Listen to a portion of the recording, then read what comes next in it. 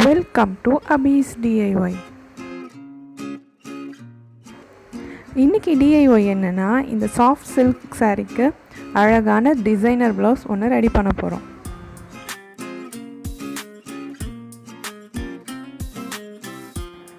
இந்த சாரியோட ப்ளவுஸில் நெக்குக்கு க்ரீன் கலர் பைப்பிங் கொடுத்து இந்த மாதிரி ப்ளெயினாக ஸ்டிச் பண்ணி வச்சுருக்கேன்.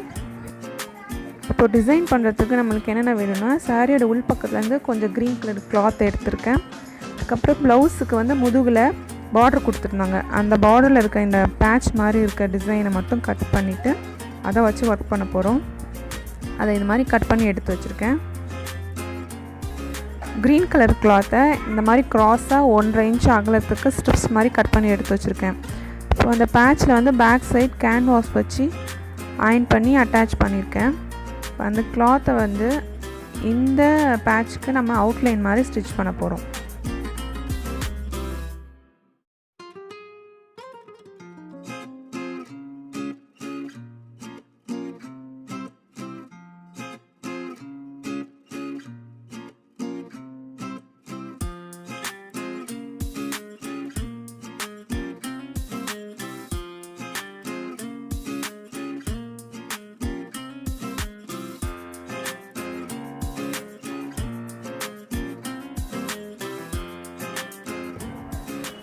ரெண்டு ரைட் சைடையும் ஒன்றா வச்சு நான் தைக்கிற மாதிரி மேல் பக்கமாக ஸ்டிச் பண்ணிட்டு வரும்.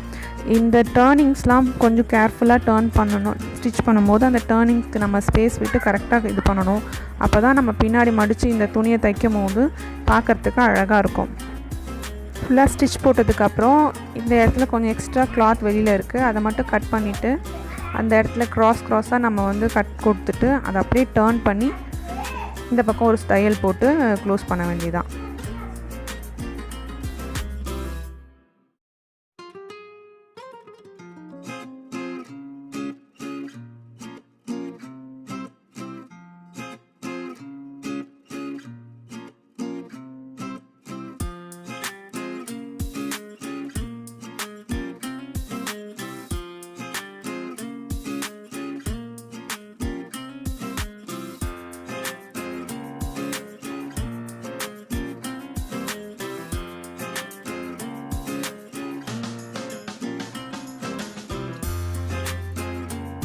அது உள்பக்கமாக திருப்பி இதே மாதிரி ஒரு தையல் போட்டு எடுத்துட்டோன்னா நம்ம பேட்ச் ரெடி ஆகிடும். இதே மாதிரி தான் 3 பேட்ச் நான் தைச்சி எடுத்து வச்சுருக்கேன். ப்ளவுஸோட பேக் சைடில் 2-3 கொடிகள் வந்து அப்படியே வளைந்து போகிற மாதிரி கர்வாக லைன்ஸ் போட்டிருக்கேன். அந்த லைன்ஸ் மேலே நம்ம க்ரீன் கலர் பைப்பிங் வச்சு அட்டாச் பண்ண போகிறோம். இது சாரியோட கிளாத்லேருந்து நான் ரெடி பண்ணது. இந்த பைப்பிங் எப்படி செய்கிறது அப்படின்னு ஏற்கனவே வந்து வீடியோ போட்டிருக்கேன். அந்த லிங்க் உங்க கூட ஷேர் பண்ணுறேன், டிஸ்கிரிப்ஷனில் செக் பண்ணுங்கள். இந்த பைப்பிங் அட்டாச் பண்ணதுக்கப்புறம் இந்த பேட்சையும் அந்த பைப்பிங் மேலேயே நம்ம வந்து அந்த தையல் தெரியாத மாதிரி அதையும் மிஷின் மூலமாக அதை ப்ளவுஸோட வச்சு தைச்சிடணும்.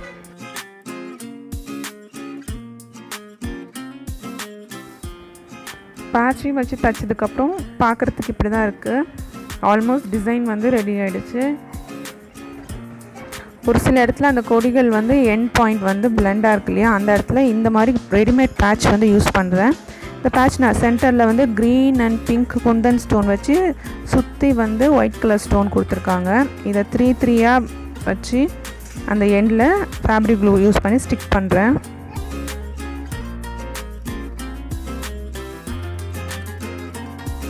இப்படி ஃபேப்ரிக் க்ளூ யூஸ் பண்ணி நம்ம பேட்ச் அதில் ட்ரெஸ்ஸில் அட்டாச் பண்ணும்போது அதை உடனே வாஷ் பண்ணிடக்கூடாது. 3 to 7 days வந்து நல்லா காய விட்டுறணும். காய வச்சதுக்கப்புறம் தான் அதை வாஷ் பண்ணணும். இல்லைனா தண்ணி பட்டோன்னே அந்த பேட்ச் ஒர்க்லாம் பிரிந்து வந்துடும்.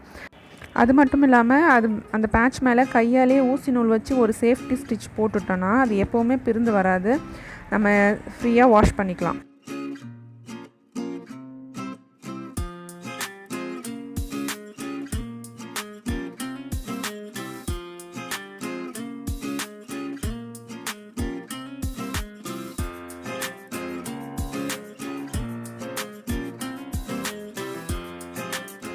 பெரிய பேட்ச் அட்டாச் பண்ணியிருக்கோம் இல்லையா, அதோட சென்டர்லேயுமே இந்த சின்ன பேட்ச் ஸ்டோன் பேட்சை வந்து ஸ்டிக் பண்ணுறேன்.